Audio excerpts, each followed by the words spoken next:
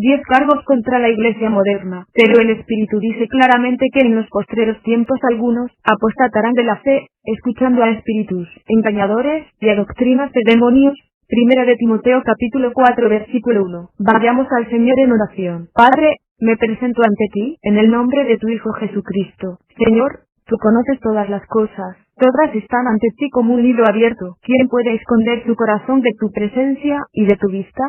Las acciones de los más inteligentes están expuestas ante ti. Tu omnisciencia no tiene límites, y si no fuera por tu gracia, sería yo el más aterrado de los hombres. Pero hay gracia, abundante y gloriosa, derramada sobre los más débiles de los hombres, y abundando para tu gloria. Padre, te alabo y te adoro. Te doy gracias por todo lo que eres y todo lo que has hecho. No hay nadie como tú, en los cielos, ni en la tierra, ni debajo de la tierra. Tú eres Rey, y no hay otro. Tú eres Salvador y no compartes tu gloria con nadie. Padre, tú me conoces este día, y mi gran necesidad de gracia. ¿Por qué estoy aquí sino porque tú llamaste al más débil de entre los hombres, al más innoble de entre los hermanos, y que por tu gracia, a menudo el menor enseña al mayor?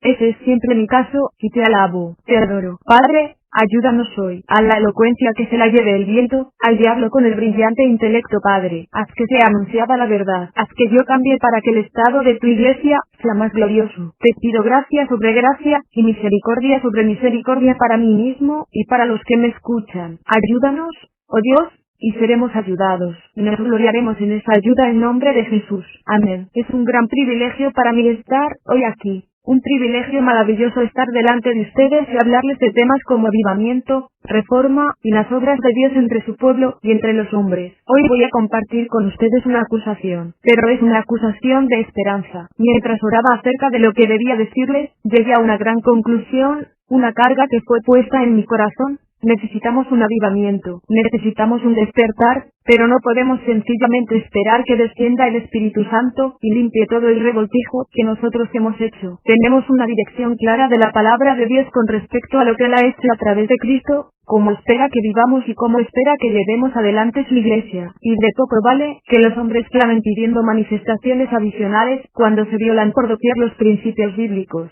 Quiero que sepan esto, no hay necesidad de que el diablo y los impíos se opongan al hombre orando por un avivamiento, a menos que él esté también trabajando para que haya una reforma. Dios nos ha dado la verdad, y no podemos hacer meramente lo que nos parece bien a nosotros y luego esperar que descienda el Espíritu Santo y bendiga nuestras obras. Cuando consultamos el Antiguo Testamento vemos que Moisés recibió una explicación muy detallada de cómo construir el tabernáculo. Ahora bien, ¿esto fue para bien de Moisés o para bien de la iglesia?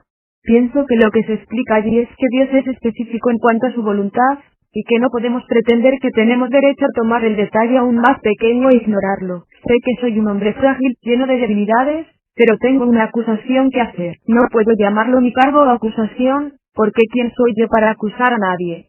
Y no me atrevo a llamarlo el cargo emitido por Dios, porque ¿cómo podría pretender hacerlo? Pero diré esto, cuando observo a la iglesia y la comparo con las escrituras, veo que hay ciertas cosas que tienen que cambiar. No soy Martín Lutero. Estas no son las 95 declaraciones clavadas en la puerta en Wittenberg. En cambio, este es un peso sobre mi corazón y tengo que compartirlo. Lo que voy a decir indignará a algunos de ustedes, pero déjenme advertirles. Quizá puedan acusarme de arrogancia. Quizá puedan decir que no les gusta cómo digo las cosas. He sido arrogante muchas veces, y muchas veces he dicho la verdad del modo equivocado, pero no dejen que esto les sea una excusa. La cuestión es esta, lo que digo es cierto, lo diga un mensajero defectuoso o no. Otros entre ustedes se regocijarán por lo que oyen y querrán decir, amén, llenándose de orgullo. Pero por favor no lo hagan porque todos somos culpables en cierta medida. Y, si ustedes han alcanzado algún estado espiritual, entonces les diré lo que dijo mi hermano, ¿qué te distingue? ¿O qué tienes que no hayas recibido?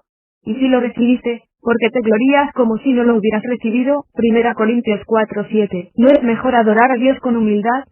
A los pastores jóvenes, les pido que no tomen estas verdades, y las usen para atacar a su iglesia sin amor. Asegúrense de que sus rodillas estén sangrando, antes de iniciar ningún tipo de reforma. A los pastores mayores, que están sirviendo al Señor, desde hace muchos años, les ruego que no sean arrogantes. Un rey viejo y necio puede aprender algo del más débil de sus siervos. También les voy a pedir esto, tengan la valentía de cambiar todo, aun si es el último día de sus vidas. Por lo menos podrán ir a la gloria sabiendo que han intentado una reforma que era bíblica. Y les diré esto a los ancianos, como una advertencia. Por favor, escúchenme con atención. Conozco la admonición de Primera de Timoteo capítulo 5 acerca de la manera como debo dirigirme a ustedes, y así lo haré. Pero está sucediendo un gran despertar en este país.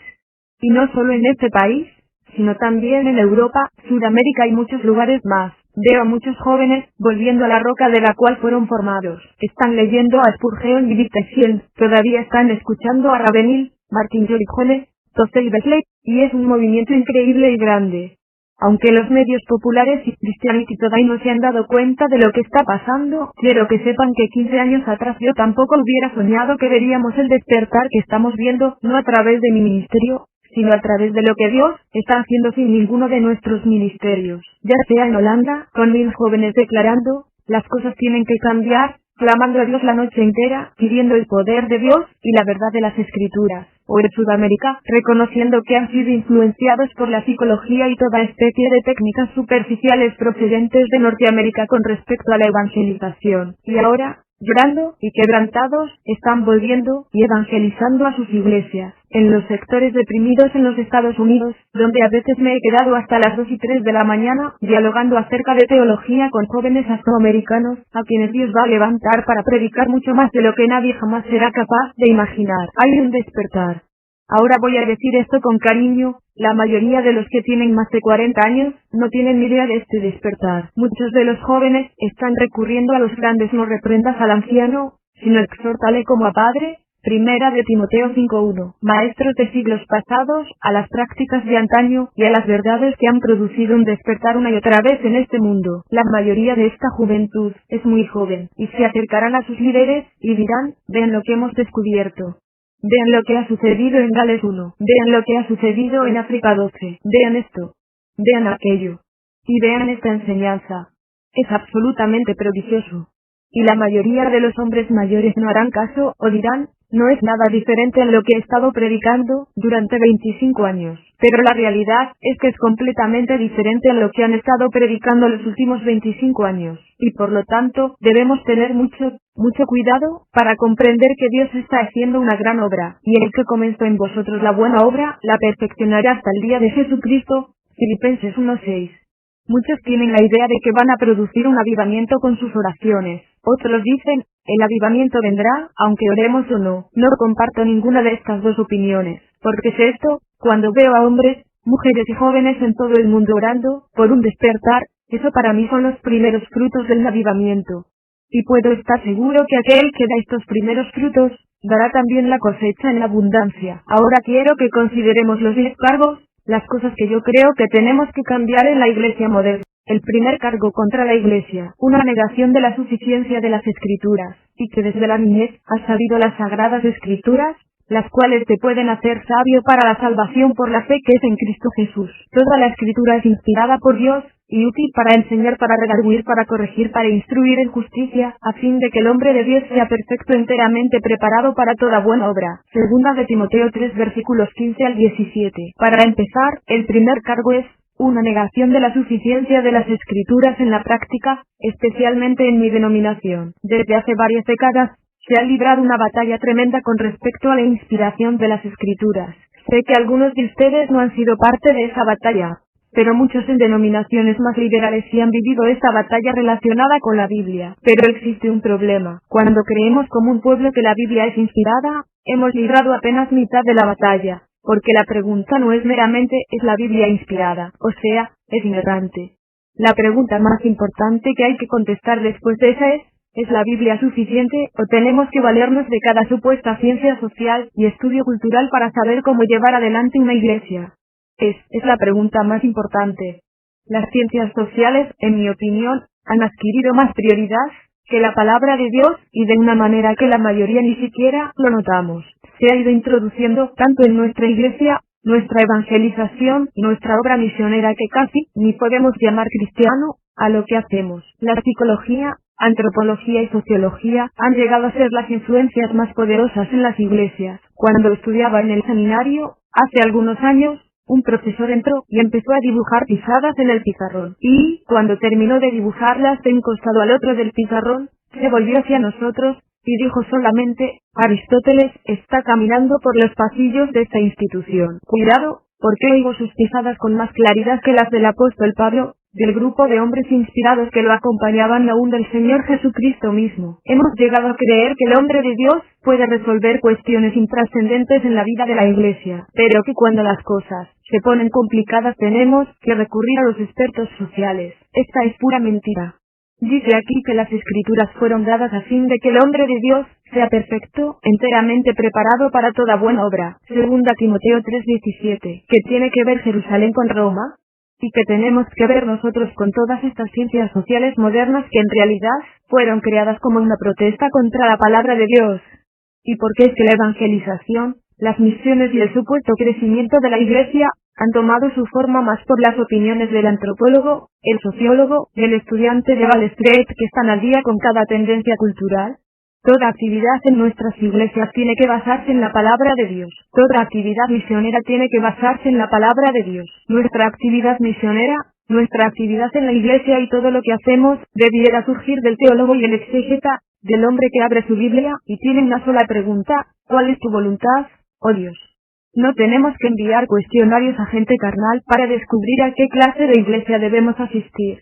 La iglesia debe ser cordial con el que busca la verdad, pero tiene que reconocer que hay solo uno que tiene toda la verdad. Su nombre es Dios, y, si queremos ser cordiales con alguien, si queremos complacer a alguien, complazcamos a Dios y su gloria, aun si es rechazado por todos los demás. No somos llamados a construir imperios, no somos llamados a ser grandiosos, somos llamados a glorificar a Dios, y, si queremos que la iglesia sea algo más que un pueblo propio, adquirido. Tito 2:14. Primera Pedro 2:9. Estamos queriendo algo que Dios no quiere. Quiero que presten atención a lo que dice Isaías en el capítulo 8, y, si os dijeren, preguntad a los encantadores y a los adivinos, que susurran hablando. Isaías 8:19. Esta es una descripción perfecta de los gurús del crecimiento de la iglesia, porque cada 2 o 3 años cambian todas sus teorías principales, no solo de lo que es el hombre y cómo componerlo, sino de lo que es una iglesia y cómo hacerla crecer. Cada 2 o 3 años aparece otra novedad sobre cómo lograr que una iglesia llegue a ser extraordinaria a los ojos del mundo. Hace poco uno de los expertos en el crecimiento de la iglesia más reconocidos manifestó que había descubierto que todas sus teorías estaban equivocadas, pero en lugar de procurar, de rodillas,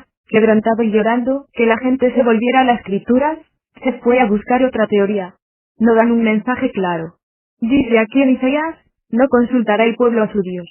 ¿Consultará a los muertos por los vivos? Isaías 8:19 y 20. Debiéramos como clérigos, como predicadores, como pastores, como cristianos, salir y consultar a los muertos espiritualmente en nombre de aquellos a quienes el Espíritu Santo ha dado vida.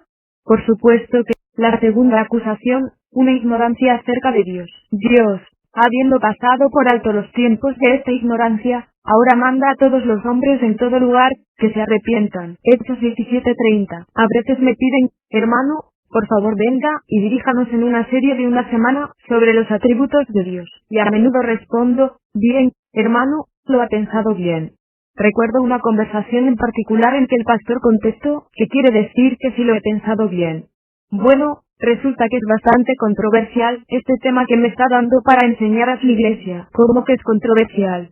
Dios es Dios, nosotros somos cristianos, esta es la iglesia. ¿Cómo que es controversial? Le dije: querido pastor, cuando empiece a enseñar a su congregación sobre la justicia de Dios, la soberanía de Dios, la ira de Dios, la supremacía de Dios y la gloria de Dios, verá que algunos de los mejores y más antiguos miembros de su iglesia se pondrán de pie y dirán algo así: ese no es mi Dios. Yo nunca podría amar a un Dios así. ¿Por qué? Porque tienen un Dios que han fabricado en su propia mente, y les encanta lo que han fabricado. Así dijo Jehová: no se alabe al sabio en su sabiduría, ni en su valentía, se alabe al valiente, y el rico se alabe en sus riquezas. Mas, alábese en esto el que se hubiere de alabar, en entenderme y conocerme, que yo soy Jehová que hago misericordia, juicio y justicia en la tierra. Porque estas cosas quiero, dice Jehová. Jeremías 9:23 y 24. Estas cosas existen, y yo no he callado. Pensabas que de cierto sería yo como tú, pero te reprenderé, y las pondré delante de tus ojos. ¿Entendés ahora esto, los que os olvidáis de Dios?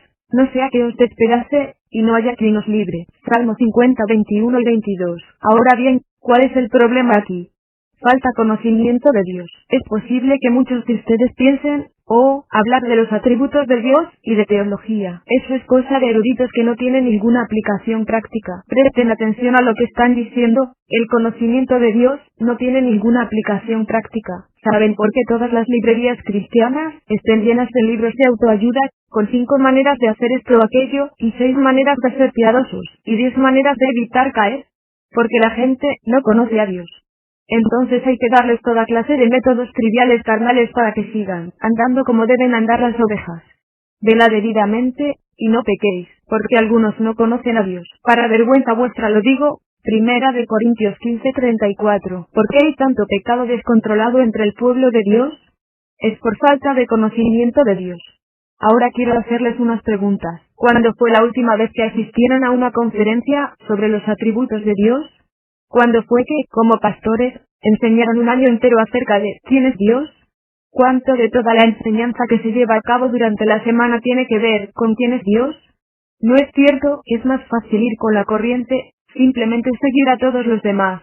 Y de pronto, un día escuchan algo como esto y se dan cuenta, ni me acuerdo cuando alguien haya enseñado acerca de los atributos de Dios. Con razón somos las personas que somos.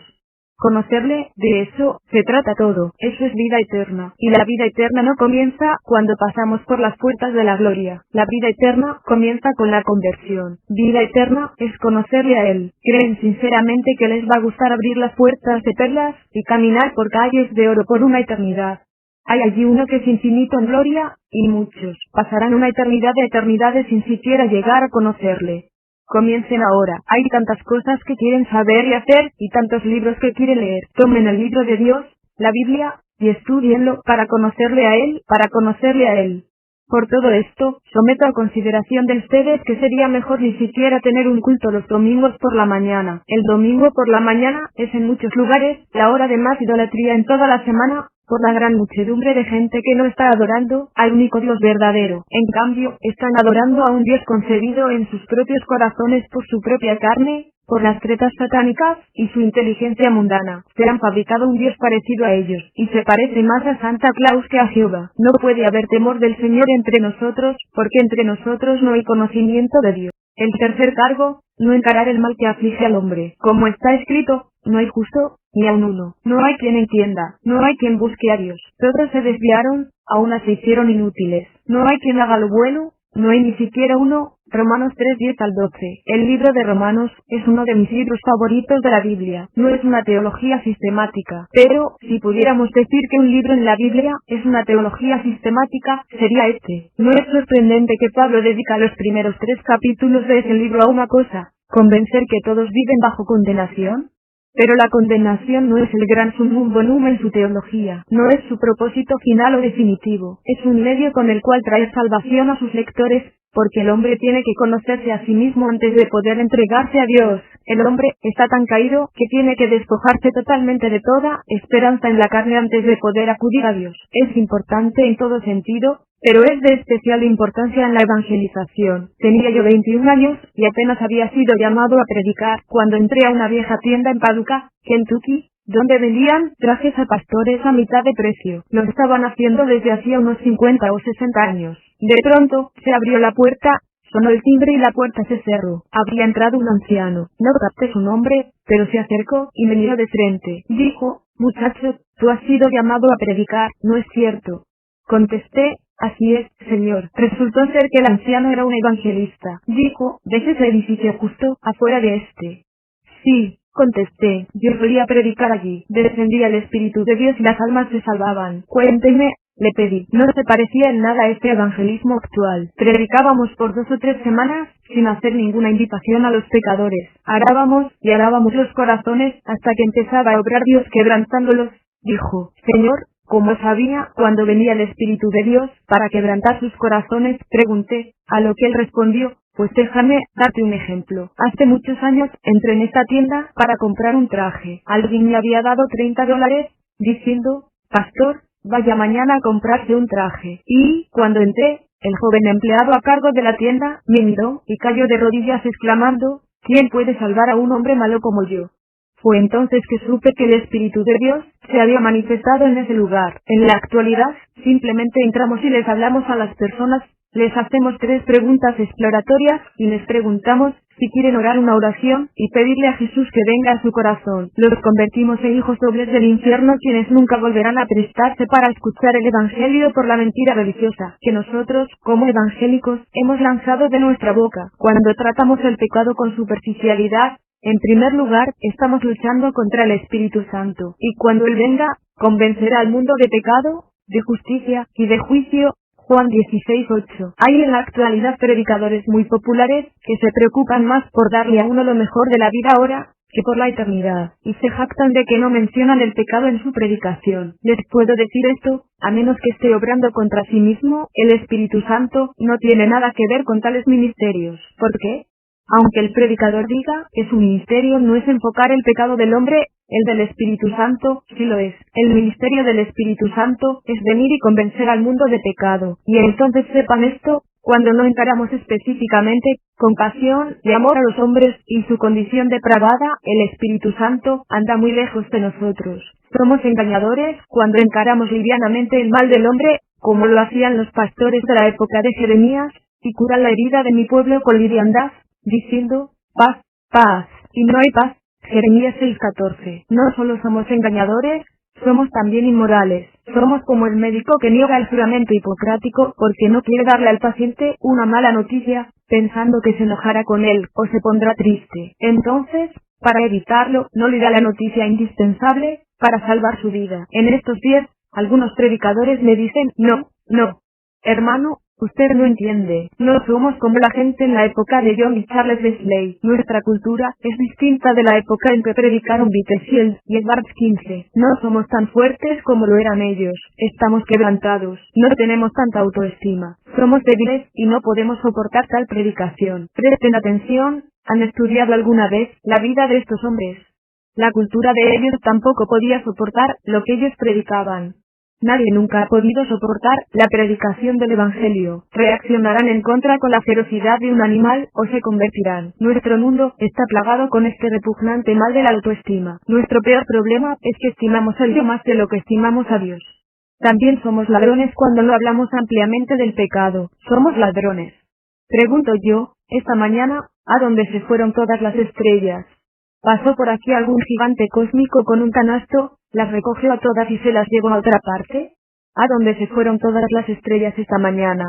Allí están, pero no podíamos verlas. Pero cuando el cielo se fue oscureciendo más y más, y la noche se puso negra, aparecieron las estrellas en la plenitud de su gloria. Cuando uno se niega a enseñar acerca de la depravación radical del hombre, es imposible glorificar a Dios, su Cristo y su cruz. Porque la plenitud de la cruz de Jesucristo y su gloria se hace más evidente cuando tiene como telón de fondo nuestra depravación. Sus muchos pecados le son perdonados, porque amó mucho. Lucas 7:47. Sabía ella cuánto había sido perdonada porque sabía lo malvada que era. ¡Ay! Tenemos miedo de hablarles a los hombres de su impiedad, y por ello, nunca pueden amar a Dios. Les hemos robado la oportunidad de jactarse no del yo, sino de seguir la exhortación, mas el que se gloría, gloríese en el Señor. Segunda de Corintios 10:17. El cuarto cargo incluye de hecho una ignorancia de la doctrina de la regeneración. Sé que hay aquí presentes tanto calvinistas como arminianos, sé que entre medio hay todo tipo de ideologías. Supongo que me llamo a mí mismo excursionista de 5 puntos. Pero quiero que sepan esto, la cuestión no es el calvinismo. No, les diré cuál es la cuestión, es la regeneración. Y es por eso que puedo tener comunión con Wesley, Ravenhill, Tozer y el resto, porque a pesar de su postura en otras cuestiones, lo importante es que creían que la salvación no podía ser manipulada por el predicador, sino que era la obra magnífica del poder del Dios Todopoderoso. Y con ellos, por lo tanto, me identifico. Hay una manifestación más grande del poder de Dios en la obra de regeneración del Espíritu Santo que en la creación del mundo, porque creó el mundo de la nada, pero vuelve a crear al hombre de una masa de corrupción. Es un paralelo con la propia resurrección de nuestro Salvador. Holanda, quien rechazó lo que los reformadores creían acerca de la predestinación, y enseñaban que la predestinación del ser humano por parte de Dios se basaba en su conocimiento previo de que aceptarían o rechazarían a Cristo por su propia voluntad. Entiendo que en la predicación hay maestros, predicadores y expositores, y todos ellos son muy necesarios para la salud de la Iglesia. Pero tenemos que entender esto. Cuentan que cuando G. Campbell Morgan, de anciano, 1863-1945, subía a esa majestuosa torre para predicar, se decía una y otra vez: como cordero, fue llevado al matadero, y como oveja delante de sus trasquiladores. Isaías 53:7. Sabía que aparte de una manifestación magnífica de la obra regeneradora del Espíritu Santo, todo lo que decía estaba muerto. Es el Espíritu quien da vida. Juan 6:63. En ese sentido, cada uno de nosotros que proclama la verdad de la palabra de Dios tiene que hacerlo como un profeta. ¿Qué quiero decir con eso? Somos siempre Ezequiel de pie en aquel valle de huesos secos y muy secos, Ezequiel 37:1 y 2, estamos allí, ¿qué hacemos? Profetizamos, decimos: oíd la palabra del Señor, y sabemos que el viento del Señor tiene que soplar sobre estos muertos, de otra manera no vivirán. Y cuando lo hayamos comprendido plenamente en la parte más recóndita de nuestro ser, ya no nos prestaremos a la manipulación que se lleva a cabo tan a menudo en el nombre de la evangelización. En cambio, proclamaremos la palabra de Dios, la doctrina de la regeneración. Consideremos a los Wesley, consideremos lo que tuvieron que enfrentar, y consideremos también a mi querido Whitefield. Todo el mundo en aquella época creía ser cristiano de verdad. ¿Por qué? Porque habrían sido bautizados de infantes, incluidos así en el pacto, y confirmados, pero vivían como demonios. Habían cambiado la regeneración por un tipo de credalismo, al que los líderes religiosos de aquella época habían otorgado autoridad. Y entonces llegan los Wesley. No, dijeron, el alma de ustedes no está bien, no han nacido de nuevo, no hay ninguna evidencia de una vida espiritual. Examínense, pónganse a prueba para ver si están en la fe. Segunda de Corintios 13:5. Estén seguros de su llamado y elección. Segunda de Pedro 1:10. Os es necesario nacer de nuevo. Juan 3:7. En muchos lugares, por el evangelismo moderno de las últimas décadas, se ha perdido totalmente la idea de nacer de nuevo. Ahora solo significa que en algún momento, en una campaña de evangelización, uno tomó una decisión y creyó que lo hacía sinceramente, pero no hay ninguna evidencia en su vida de una obra sobrenatural de volver a nacer realizada por el Espíritu Santo. Si alguno, no si ciertas personas, si alguno está en Cristo, nueva criatura es segunda de Corintios 5:17. El quinto cargo, la invitación evangelística sin fundamento bíblico. El tiempo se ha cumplido y el reino de Dios se ha acercado. Arrepentíos y creed en el Evangelio. Marcos 1:5. Y así como era en la época de los Wesley y de Whitefield, es ahora. ¿Qué enfrentamos? La mayor parte del tiempo no es necesariamente el bautismo infantil, no credalismo, seguir externamente un credo formal o declaración de fe, sin tener un corazón nuevo, sin fe salvadora, y sin un amor auténtico a Dios. Es una confirmación estilo iglesia anglicana y católica, realizada por alguna autoridad eclesiástica. Lo que enfrentamos ahora es la oración del pecador. Y aquí estoy para decirles que, si algo hay a lo cual le he declarado la guerra, es a la oración del pecador. Sí, y de la misma forma, como el bautismo infantil para salvación era, en mi opinión, el becerro de oro de la Reforma, es la oración del pecador, el becerro de oro actual de los bautistas, de otros evangélicos, y de todos los que los han seguido. La oración del pecador ha enviado a más gente al infierno que cualquier otra cosa sobre la faz de la tierra. Quizá piensen ustedes, ¿cómo puede decir semejante cosa? Les respondo, vayamos a las Escrituras y muéstrenme, por favor. Me encantaría que me mostraran donde dice que alguien fuera evangelizado de esa manera. La Biblia no nos dice que Jesucristo vino a la nación de Israel y le anunció: el tiempo se ha cumplido y el reino de Dios se ha acercado. Entonces, ¿quién quiere invitarme a su corazón? Veo aquella mano que se levanta. Eso no es lo que dice. Cristo dijo: arrepentíos y creed el Evangelio. Marcos 1:15. La gente confió hoy día en el hecho de que alguna vez pronunciaron una oración, y alguien les dijo que eran salvos, porque habían sido sinceros. En consecuencia, si uno les pregunta, ¿eres salvo?, no contestan, sí, lo soy porque tengo los ojos puestos en Jesús y tengo evidencias poderosas, que me dan la seguridad de haber nacido de nuevo. No. En cambio dicen, cierta vez dicen una oración. Ahora viven como demonios, pero dijeron una oración. Oí decir de un evangelista que estaba exhortando a un hombre a hacer precisamente eso. Por último, el hombre se sentía tan incómodo, que el evangelista dijo: está bien, hagamos una cosa, yo oraré por usted y, si eso es lo que le quiere decir a Dios, apriéteme la mano. He aquí el poder de Dios. El decisionismo, la idolatría del decisionismo. La gente cree que va camino al cielo porque han juzgado suficiente la sinceridad de su propia decisión. Cuando Pablo fue a la iglesia en Corinto, no les dijo: a ver, ustedes no están viviendo como cristianos, así que volvamos a aquel momento en su vida, cuando dijeron aquella oración, y veamos si fueron sinceros. No, dijo esto: examinaos a vosotros mismos, si estáis en la fe, probaos a vosotros mismos.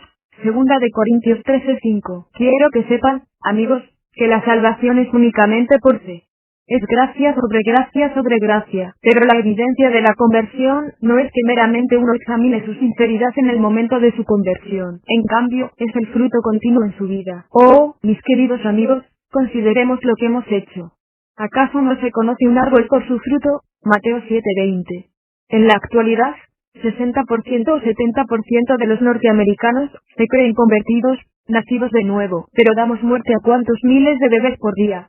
Y somos aborrecidos alrededor del mundo por nuestra inmoralidad. Así todos nos creemos cristianos. Y yo pongo la culpa de esto directamente a los pies de los predicadores. He visto esto en todas partes. Muchos calvinistas y arminianos tienen algo en común. Es esto, la misma invitación superficial. Hablan mucho de muchas cosas y después llegan al momento de la invitación, y es como si todos perdieran la cabeza. Pueden imaginarse acercarse a alguien y decir: Dios lo ama, y tiene un plan maravilloso para su vida. ¿Qué? ¿Dios me ama? Eso es buenísimo, porque yo también me amo. Oh, esto es maravilloso, y Dios tiene un plan maravilloso. Yo también tengo un plan maravilloso para mi vida, y si lo acepta Él, quiere decir que entonces mi vida será la mejor de las mejores. Esto es absolutamente maravilloso. Pero esto no es evangelismo bíblico. Le voy a dar algo bíblico en su lugar. Dios se acercó a Moisés, y proclamó: Jehová. Jehová fuerte, misericordioso y piadoso, tardo para la ira, y grande en misericordia y verdad, que guarda misericordia a millares, que perdona la iniquidad, la rebelión y el pecado, y que de ningún modo tendrá por inocente al malvado, que visita la iniquidad de los padres sobre los hijos, y sobre los hijos de los hijos, hasta la tercera y cuarta generación. Éxodo 34:6 y 7. ¿Cuál fue la reacción de Moisés? Entonces Moisés, apresurándose, bajó la cabeza hacia el suelo y adoró. Éxodo 34:8. La evangelización comienza con la naturaleza de Dios. ¿Quién es Dios?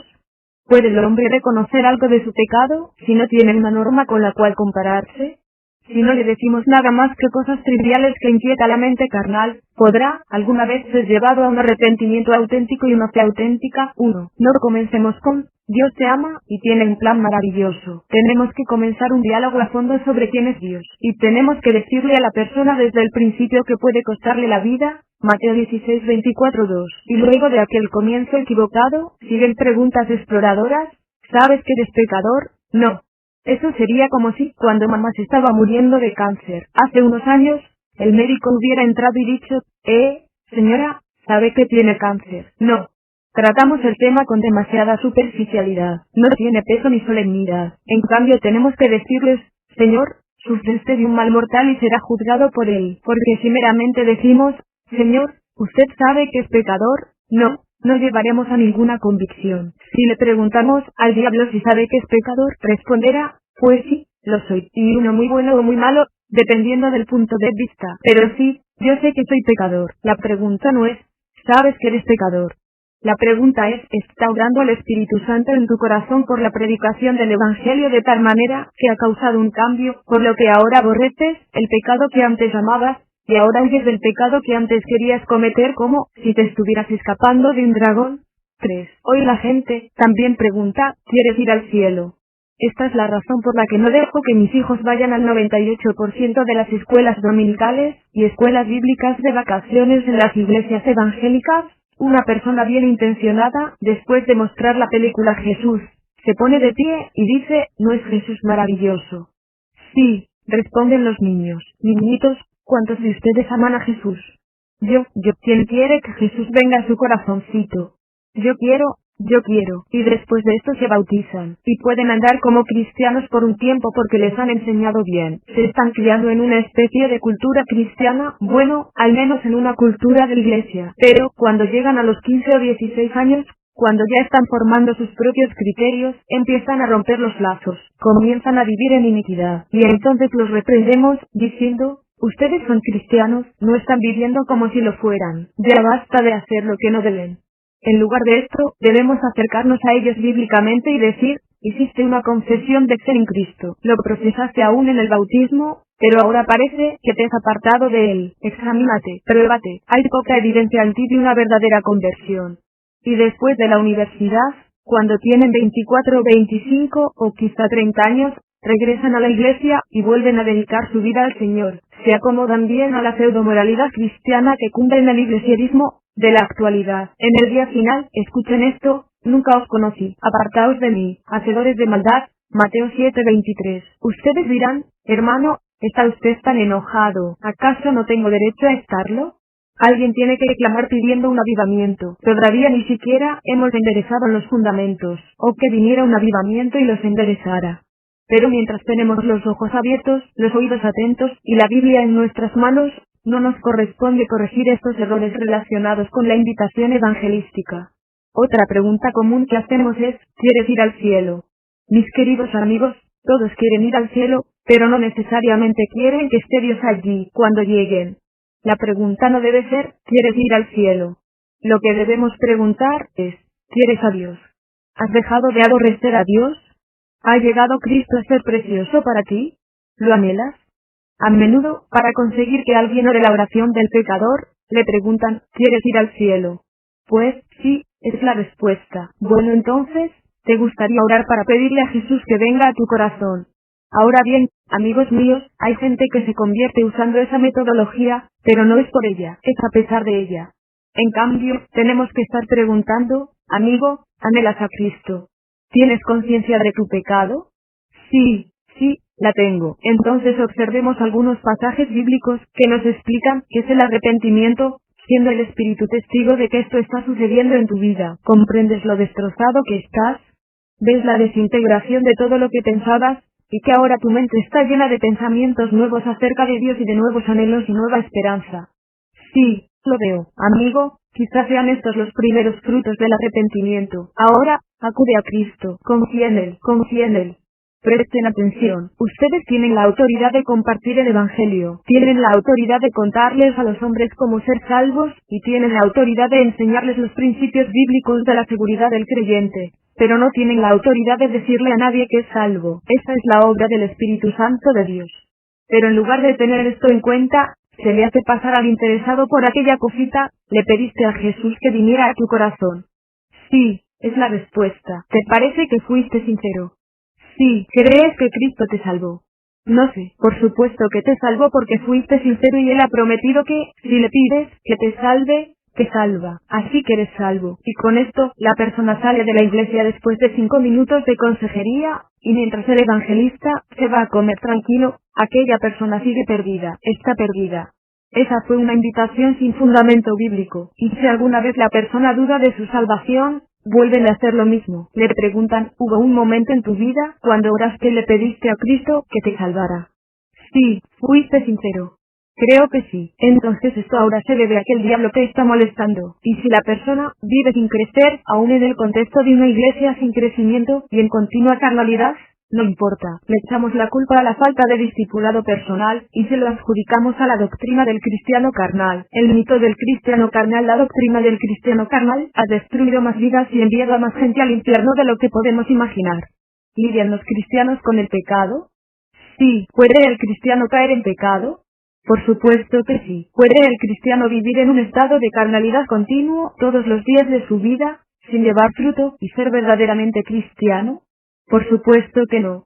De lo contrario, cada promesa en el Antiguo Testamento que tiene que ver con el pacto de preservación en el Nuevo Testamento ha fracasado, y todo lo que Dios dijo de la disciplina en la epístola a los Hebreos es mentira. Hebreos 12:6.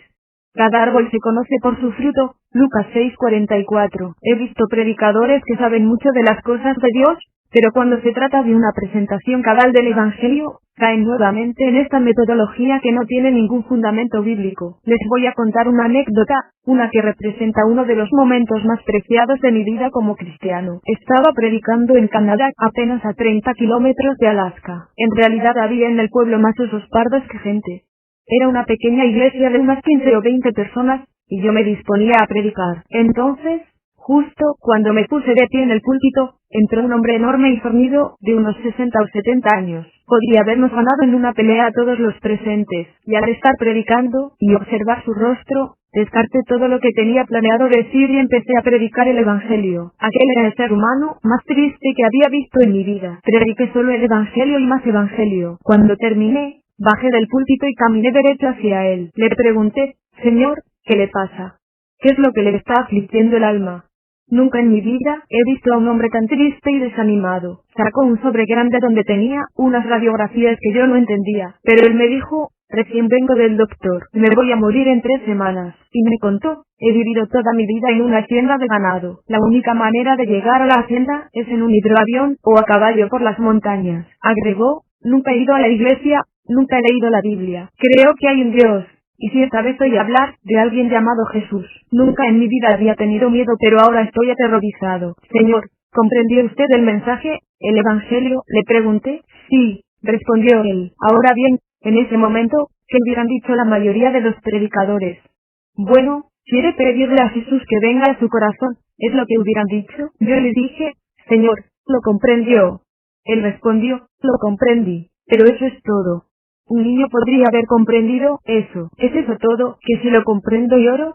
Oh, Señor, en 3 semanas usted morirá. Yo tenía que partir mañana. Cancelaré mi vuelo y nos quedaremos aquí con las escrituras luchando y clamando a Dios hasta que usted o se haya convertido o haya muerto yéndose al infierno. Y así fue que empezamos. Comencé en el Antiguo Testamento, seguí con el Nuevo Testamento y con cada versículo bíblico que tiene que ver con las promesas de Dios acerca de la redención y salvación, repitiéndolos, sin parar, leyendo Juan 3 horas 16 minutos, orando por un rato, clamando a Dios, haciéndole preguntas relacionadas con el arrepentimiento, relacionadas con la fe, relacionadas con la seguridad del creyente, trabajando hasta que Cristo hiciera su obra en él. Y al final, aunque agotados, no había pasado nada. Dije, amigo, oremos, y oramos. Le dije, vuelva a leer Juan 3:16. Lo hemos leído 1.000.000 de veces, lo sé, pero es una de las promesas más grandes de salvación. Vuelva a leerlo, y nunca lo olvidaré. El hombre tenía mi Biblia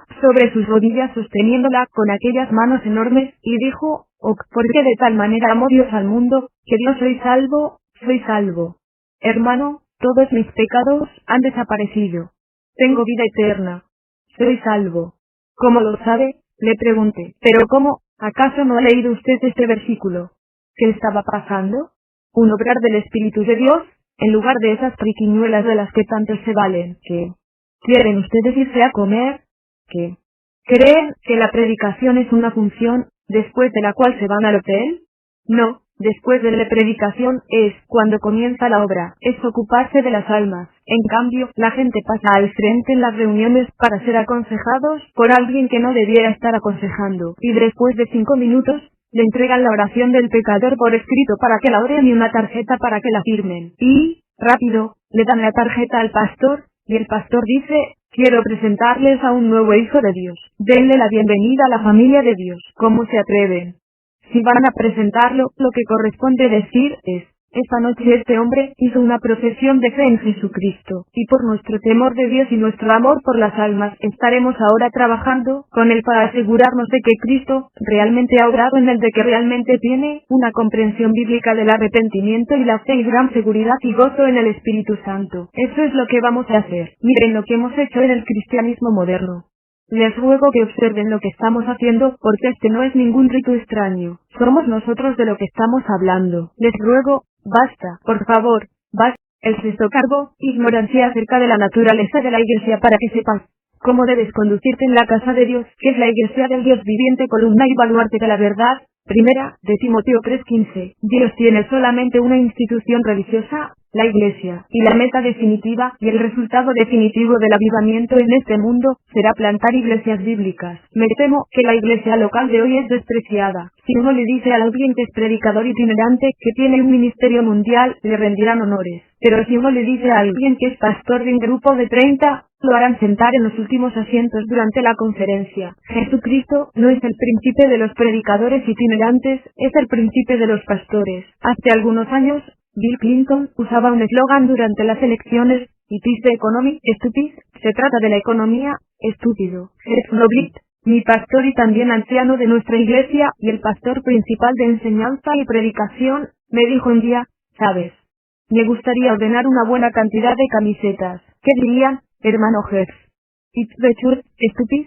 Se trata de la iglesia, estúpido. Jesús dio su vida por la iglesia, una iglesia hermosa, virgen e impoluta. Si quieren ustedes dar su vida por algo en el ministerio, dénsela a la iglesia, a una iglesia, a un cuerpo de creyentes, a una congregación local. Todo tiene que ver con la iglesia. Presten mucha atención. No existe un remanente de creyentes en la iglesia. Todos conocemos la teología del remanente, de que a lo largo de la historia de Israel, había un Israel, el pueblo de Dios, y un remanente de verdaderos creyentes. Esto no se aplica a la iglesia. No existe un remanente de creyentes o un pequeño grupo de creyentes dentro de un grupo más grande llamado la iglesia. La iglesia es el remanente. Si alguna vez los pastores han llegado a blasfemar, ha sido con respecto a esto. Existen teólogos, maestros itinerantes y pastores que dicen cosas como: hay tanto pecado en la iglesia como fuera de la iglesia. Existen tantos divorcios en la iglesia como fuera de la iglesia. Hay tanta inmoralidad y pornografía en la iglesia como fuera de la iglesia. Y luego agregan: sí, la iglesia se está prostituyendo. Tengan en cuenta esto. Tengan mucho cuidado de llamar prostituta a la esposa de Jesucristo. El problema es que los pastores y predicadores no saben qué es la iglesia. Quiero que sepan que la iglesia de Jesucristo en muchos lugares es hermosa, a veces es frágil, es débil, es azotada, no es perfecta, y quiero que sepan también que está quebrantada, está caminando humildemente con su Dios. El problema es que no sabemos qué es la iglesia, debido a que en la actualidad carecemos de predicación bíblica. La supuesta iglesia está llena de gente carnal e impía que se identifica con el cristianismo, y entonces, debido a todas las cabras que están en medio de los corderos son culpados por todas las cosas que las cabras están haciendo. El resultado es que el nombre de Dios es blasfemado entre los gentiles por nuestra culpa. Romanos 2:24. He aquí, que vienen días, dice Jehová, en los cuales haré nuevo pacto con la casa de Israel y con la casa de Judá, no como el pacto que hice con sus padres el día que tomé su mano para sacarlos de la tierra de Egipto, porque ellos invalidaron mi pacto, aunque fui yo un marido para ellos, dice Jehová. Pero este es el pacto que haré con la casa de Israel después de aquellos días, dice Jehová: daré mi ley en su mente, y la escribiré en su corazón, y yo seré a ellos por Dios, y ellos me serán por pueblo, y no enseñará más ninguno a su prójimo, ni ninguno a su hermano, diciendo: conoce a Jehová, porque todos me conocerán, desde el más pequeño de ellos hasta el más grande, dice Jehová, porque perdonaré la maldad de ellos, y no me acordaré más de su pecado. Jeremías 31:31 al 34. Ahora bien, no quiero quitarle mérito al pueblo llamado Israel, pero este texto se aplica también a la iglesia. Comprendámoslo. No quiero meterme en pleitos relacionados con la escatología, pero en el Nuevo Testamento se aplica al pueblo de Dios, no como el pacto que hice con sus padres el día que tomé su mano para sacarlos de la tierra de Egipto. Versículo 32. Existen predicadores que siempre dicen: bueno, cuando consideramos el pasado y pensamos en Israel, vemos a un montón de gente sin Dios, a idolatras, y en medio de ellos un pequeño remanente de creyentes auténticos. Es cierto, pero no apliquemos esto a la iglesia del Nuevo Testamento, porque Dios dice: voy a hacer algo diferente, no como el pacto que hice con sus padres cuando tomé su mano para sacarlos de Egipto, porque ellos invalidaron mi pacto, aunque fui yo un marido para ellos, dice Jehová. Pero este es el pacto que haré con la casa de Israel después de aquellos días, dice Jehová: daré mi ley en su mente, y la escribiré en su corazón humilde. 32-33.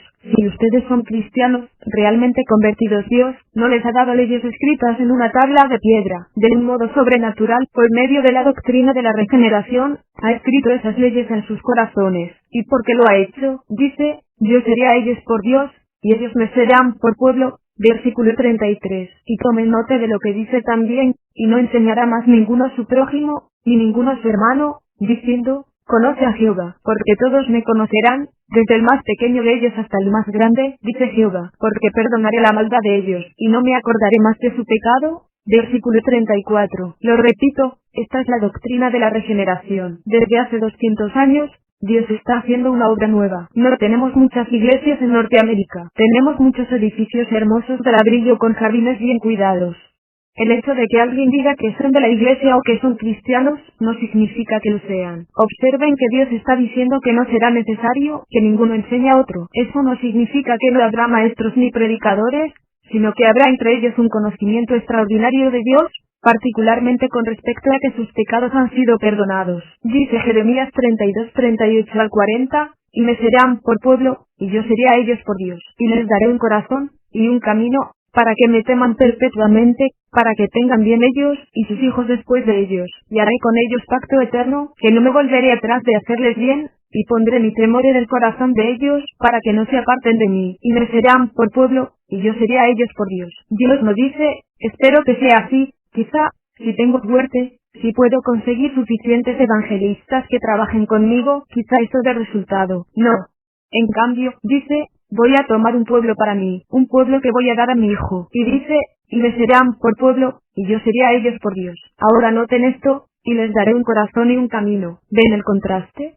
En las décadas de los 70 y 80 había muchas marchas para Jesús, y miles llorando y clamando cosas como, la iglesia está muy dividida, la iglesia no es una. Mis queridos amigos, quiero decirles algo, si la iglesia no es una, la promesa de este nuevo pacto está sufriendo un ataque violento, y había una oración que Dios el Padre no ha contestado a su Hijo, Padre Santo, a los que me has dado, guárdalos en tu nombre, para que sean uno, así como nosotros, mas no ruego, solamente por estos, sino también por los que han de creer en mí por la palabra de ellos, para que todos sean uno, como tú, oh Padre, en mí, y yo en ti, que también ellos sean uno en nosotros, para que el mundo crea que tú me enviaste. La gloria que me diste, yo les he dado, para que sean uno, así como nosotros somos uno. Juan 17:11, 20 al 22. Así que someto a la consideración de ustedes, la iglesia es una.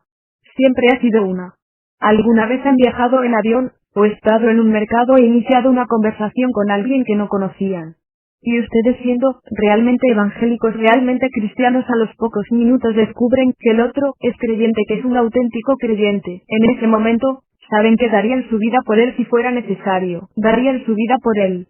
Recuerdo una ocasión, durante la guerra civil en Perú, cuando andaba por las montañas con mi querido amigo Paco. Viajamos 22 horas debajo de la lona de un camión usado para el transporte de granos. Entrada la noche, el camión se detuvo, retiramos la lona y nos bajamos de un salto en una zona boscosa. Caminando por el borde de la selva, queríamos llegar a algún poblado en la montaña. Como a mitad de camino nos perdimos en la oscuridad. Empezamos a orar con Paco, oh Dios, enséñanos el camino, estamos perdidos. Los terroristas son dueños de este lugar y corremos peligro de que nos encuentren. Los militares ni siquiera vendrían a buscarnos. Clamamos, oh Dios, enséñanos el camino, ayúdanos. Oímos una campanilla, y enseguida alguien hablando. Al principio, nos pareció una conversación extraña. Después nos dimos cuenta que era un chico que venía del campo montado en su burro, y le estaba hablando al burro. Entonces nos pusimos detrás de él y lo seguimos. Poco después nos encontramos a las afueras de un pueblito, con chozas y casitas de barro, y dije,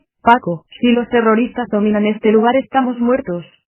Sí, pero por lo menos hemos llegado a alguna parte. Salimos del bosque, nos acercamos a un borracho que estaba en la oscuridad, y preguntamos, ¿hay hermanos en este lugar? Porque todos saben de qué estamos hablando en aquellas montañas. Se refiere a un verdadero creyente. La anciana que vive allí, dijo. Así que nos fuimos a donde vivía una ancianita nazarena. Llamé a la puerta. Cuando abrió, dije, soy pastor evangélico, ayúdenos por favor. La ancianita tenía un farol en la mano, con la otra me tomó y jaló para adentro. Hizo lo mismo con Paco. Su casa era una especie de excavación en un acantilado de barro. Nos llevó a un sótano donde había paja, gallinas y otras cosas. Nos hizo sentar y encendió una lámpara. En eso entró un chico, y ella le dijo, ve a buscar a los hermanos. De pronto, empezaron a aparecer hombres, trayendo gallinas y yuca, y un montón de cosas, arriesgando sus vidas por nosotros. ¿Por qué? Porque la iglesia es una. Hay que dejar de decir las tonterías que se están diciendo, que el cuerpo de Cristo está dividido, que es un desastre, y cunde en ella el pecado. No se habla así de la esposa de Cristo. Lo que en realidad tenemos en muchas congregaciones actuales, son grupos de cabras y cizaña mezclados entre las ovejas. Mateo 25:31 al 46, Mateo 13:24 al 30, y porque en la iglesia casi no se practica la disciplina bíblica y compasiva, viven entre las ovejas, se alimentan de las ovejas y las destruyen. Y ustedes, como líderes de una de esas iglesias, pagarán muy caro cuando comparezcan ante aquel que los ama, porque no tuvieron la valentía de pararse y confrontar a los impíos. Prestenme atención. Un promedio de las iglesias son democracias, y no quiero entrar en los pros y contras de esto, pero esto es lo que sucede. Debido a que la predicación del evangelio es tan pobre, la mayoría en las iglesias está compuesta de gente carnal perdida, y porque son una democracia, generalmente determinan la dirección que toma la iglesia. Además, porque el pastor no desea perder a la mayoría de la gente, y porque tiene ideas equivocadas acerca de la evangelización y la verdadera conversión, satisface los caprichos de los impíos en su iglesia. Entonces, su grupito de ovejas verdaderas, que realmente son de Jesucristo, allí está sentado en medio de todo el teatro, la mundanalidad y multimedia clamando: queremos simplemente adorar a Jesús, queremos simplemente que alguien nos enseñe la Biblia. Queridos amigos, este pastor tendrá que pagar caro por esta condición terrible de su iglesia. Muchos pastores están tratando de mantener unido a un grupo de paganos, mientras que una manada pequeña, que se encuentra en medio de ellos, se está muriendo de hambre y se ve obligada a ir en direcciones que no quieren ir. Están obligados a seguirle la corriente a la mayoría carnal. Piensen en lo siguiente: si mi esposa estuviera en una tienda una noche y uno de ustedes pasara por allí y viera a varios hombres acosándola, y simplemente pretendiera no verla, y siguiera su camino, para no meterse en líos, le aseguro que yo no solo buscaría a esos hombres, lo buscaría también a usted. La iglesia es la esposa de Cristo, y es de gran valor para él. Servir a Cristo les costará, les puede costar su iglesia, su reputación y su denominación. Podría costarles absolutamente todo, pero la esposa de Cristo vale la pena. Volvamos a considerar lo que dice el texto. Me encanta, y les daré un corazón y un camino. ¿Cuál es ese camino? Es Cristo y su santidad. Todos los creyentes auténticos que he conocido hablan mucho de Cristo y tienen un anhelo profundo de ser más santos de lo que son, más conformados a Cristo. Y les daré un corazón y un camino, para que me teman perpetuamente, para que tengan bien ellos y sus hijos después de ellos, y haré con ellos pacto eterno, que no me volveré atrás de hacerles bien. Ahora bien, muchos perdidos van a la iglesia los domingos y escuchan este versículo, y se dicen: sí, Dios ha hecho un pacto eterno conmigo, nunca me dejará, nunca, nunca. Estoy seguro de que así será por la gracia de Dios, pero no leen la segunda parte. Tomen nota de lo que dice: y haré con ellos pacto eterno, que no me volveré atrás de hacerles bien, y pondré mi temor en el corazón de ellos, para que no se aparten de mí. La evidencia de que Dios ha hecho un pacto eterno con ustedes es que ha puesto el temor de Dios en ustedes, para que no se aparten de Él. Pero, si se apartan de Él y Él no los disciplina, y siguen apartándose de Él, es evidencia de que no ha puesto su temor en ustedes. Esto es evidencia de que no han sido regenerados, que no tienen ningún pacto con Dios. Esto, queridos amigos, es la verdad bíblica. El séptimo cargo: falta de amor y compasión en la disciplina de la iglesia. Hermanos, si alguno fuere sorprendido en alguna falta, vosotros que sois espirituales, restauradle con espíritu de mansedumbre, considerándote a ti mismo, no sea que tú también seas tentado. Gálatas 6:1. La mayoría de los pastores en muchos lugares debieran tomar la página de Mateo 18 y arrancarla de su Biblia, pero eso no se puede hacer. Uno tiene que aceptar toda la Biblia o nada. Muchos pastores dejan a un lado su teología cuando salen de su despacho. Son teológicos en sus conversaciones, son teológicos en su despacho, pero fuera de él, manejan la iglesia con medios carnales. No soy un anciano de mi iglesia, así que puedo decir lo siguiente, sin alardear. Nuestra iglesia practica la disciplina. Es una iglesia muy grande, con una asistencia de alrededor de 1000. Los pastores calculan que han salvado a 30 matrimonios en los últimos años por medio de una disciplina cariñosa y compasiva por parte de la iglesia, una disciplina que no comienza con excomulgar a nadie. Comienza con: vosotros que sois espirituales, restauradle. Dicen ustedes: no podemos practicar la disciplina, amamos demasiado a los hermanos. ¿Los aman más que Jesús? Él fue quien la ordenó. Pero esto causaría muchos problemas. Sí, así es. Quizás sea por eso que en la actualidad no hay muchos problemas entre la iglesia y la cultura mundana. No estamos confrontando la cultura a nuestro alrededor, y no confrontamos la cultura con simplemente salir y armar una manifestación en Hollywood. La confrontamos obedeciendo a Dios. Noé construyó un arca y condenó al mundo. No tenemos que andar con una pancarta de protesta. Tenemos que andar en obediencia, por lo que el mundo nos aborrecerá. Por tanto, si tu hermano peca contra ti, ve y repréndele estando tú y él solos. Si te oyere, has ganado a tu hermano. Mas si no te oyere, toma aún contigo a 1 o 2, para que en boca de 2 o 3 testigos conste toda palabra. Si no los oyera a ellos, dilo a la iglesia. Y si no oyera a la iglesia, tenle por gentil y publicano. Mateo 18:15 al 17. Si tu hermano peca contra ti, ve y repréndele estando tú y él solos. Si te oyere, has ganado a tu hermano. Mateo 18:15. ¡Qué cosa maravillosa! Mas si no te oyere, toma aún contigo a 1 o 2, para que en boca de 2 o 3 testigos conste toda palabra. Mat 18:16. Amigos, los testigos no son para que estén de parte de ustedes. No, son para escuchar objetivamente y para emitir un juicio. Quizás sean ustedes los que no tienen la razón, quizás su hermano no esté pecando, quizás sean ustedes demasiado críticos y legalistas.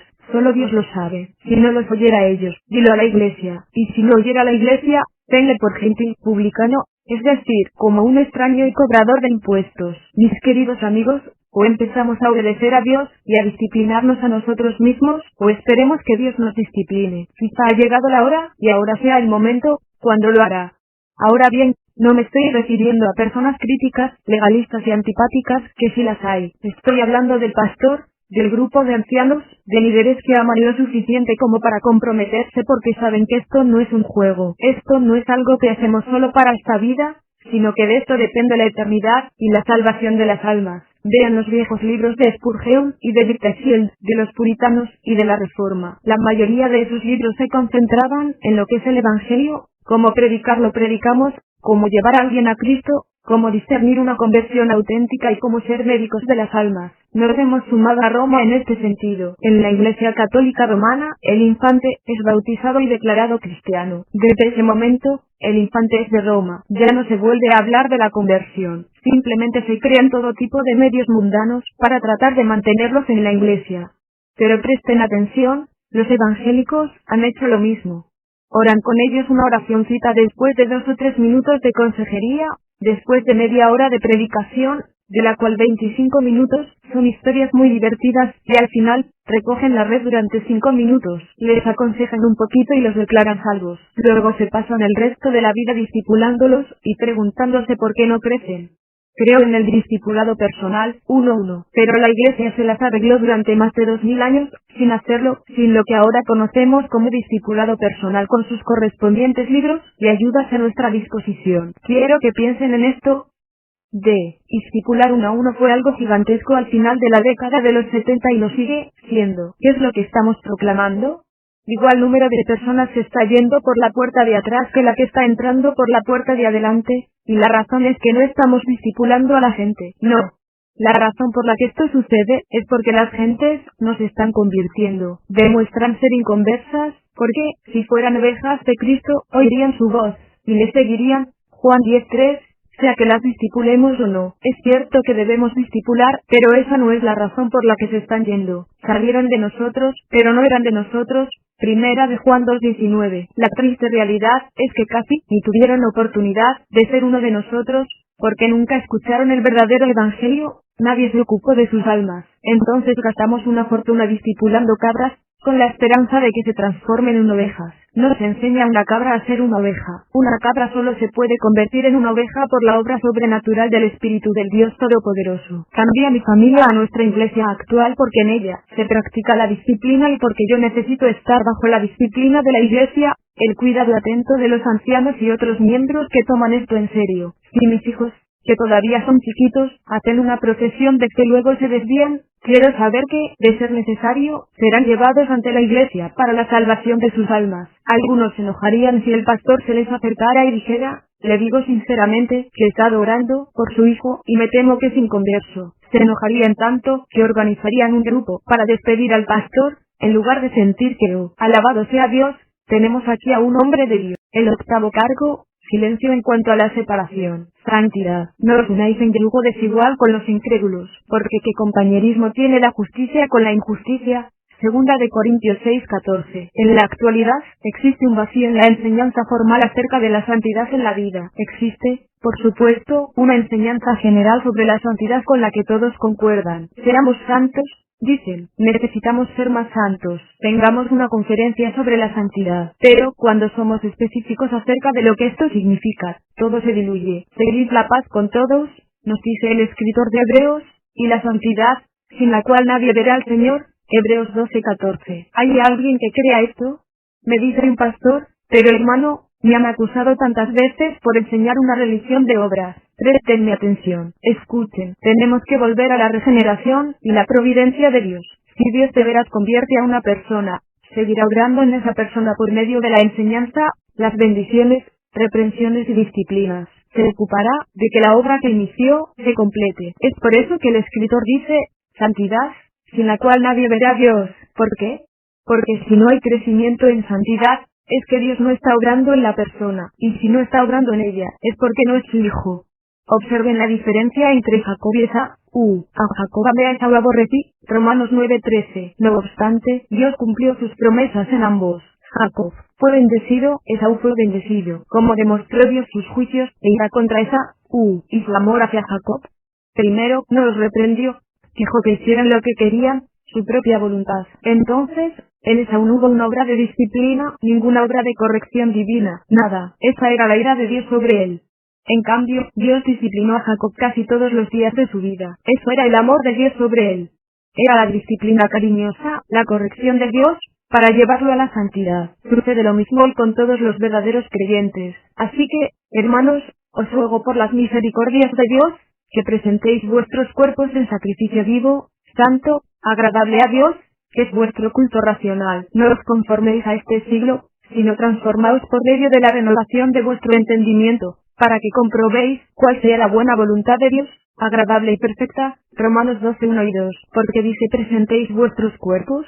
Creo que la razón es evitar toda esta super espiritualidad de hoy. Podríamos decir, he entregado mi corazón a Jesús, y no se puede juzgar un libro por su tapa. Nadie puede juzgar mi condición interior por mi exterior. Pero el hecho es que sí se puede juzgar a un libro por su tapa. Jesús nunca dijo que no se pudiera. En cambio, dijo específicamente que sí se podía. Por el fruto se conoce el árbol. Mateo 12:33. Ahora bien, si ustedes creen que le han dado su corazón a Jesús, entonces Él quiere su cuerpo también. Les diré por qué. En este sentido, el corazón no es un músculo que bombea sangre, ni producto de la imaginación del poeta. En la Biblia, corazón se refiere a la esencia misma, el centro mismo de nuestro ser. No podemos decir que Jesús posee la esencia misma y el centro de nuestro ser y que esto no afecta a todo nuestro cuerpo y vida. Las cosas no funcionan de esa manera.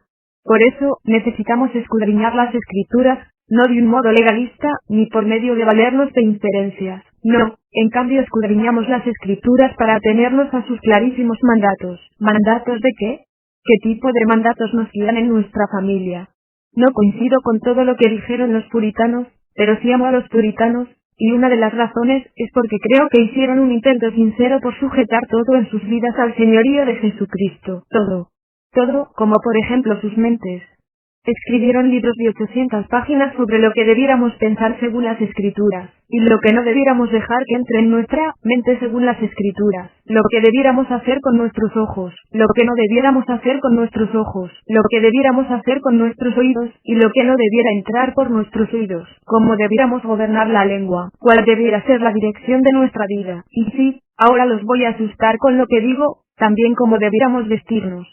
Tendré cuidado con esto, no quiero simplemente especular. Mis queridos amigos, mi esposa lo expresa así: si tu ropa es un marco para tu rostro del cual emana la gloria de Cristo, complace a Dios. Pero si tu ropa es un marco para tu cuerpo, es sensual, Dios lo aborrece. La naturaleza de Dios guía nuestras decisiones en cada detalle de nuestra conducta. Ahora bien, no puedo tocar todos los puntos acerca de la santidad, y santidad no es meramente una expresión externa, pero hemos conocido a personas que usan la obra interior del Espíritu como una excusa para decir que nada tiene que ver con lo que sucede en el exterior. Eso no es así. Algunos de ustedes, jóvenes amigos, probablemente claman más que yo pidiendo que el Espíritu de Dios los llene y obre en ustedes, pero solo necesitan mirar media hora de televisión para entristecerlo y hacer que se aparte de ustedes. Si el agua es pura en un 99% y el 1% viene del resumidero, no la voy a tomar. En cierta oportunidad luchaba con algunos problemas, y Leonardo Ravenhill, enterándose de mi situación, me envió un tratado. Todavía lo tengo. Nunca me desprenderé de él. Dice, otros pueden, tú no. Jóvenes, denme su atención. Yo no voy a los centros comerciales. No lo hago no, porque soy más santo que ustedes. Es porque sé lo que soy. Se cuenta que uno de los violinistas más grandes de Europa, de anciano, dio un concierto final. Cuando terminó, se le acercó un joven violinista y le dijo: Señor, yo daría mi vida por tocar como usted. A esto, el anciano respondió: Hijo, yo he dado mi vida por tocar como yo. Dicen ustedes: quiero el poder de Dios en mi vida. Pues entonces algo tienen que descartar. Quiero conocerle. Entonces tienen que separarse del mundo. Les diré algo más, jóvenes. Todos los demás andan ocupados, asistiendo a sus pequeños retiros y conferencias, y reuniéndose, dándose abrazos grupales y cantando kumbaya, y todo lo demás. Quizá lo que necesitan es irse al desierto, estar a solas con Dios, y ayunar por 7 días de rodillas, estudiando el libro de los Salmos, estar simplemente a solas con Dios, siendo solo de Él. Para ser un hombre de Dios tiene que existir un sentido en que aun cuando su esposa, que es su propia carne, una con usted, lo mira a los ojos, sabe que no puede compartir con usted el momento. Hoy, nuestras iglesias guardan silencio en lo que a separación del mundo se refiere. No os unáis en yugo desigual con los incrédulos, porque ¿qué compañerismo tiene la justicia con la injusticia? Segunda de Corintios 6:14. Nada.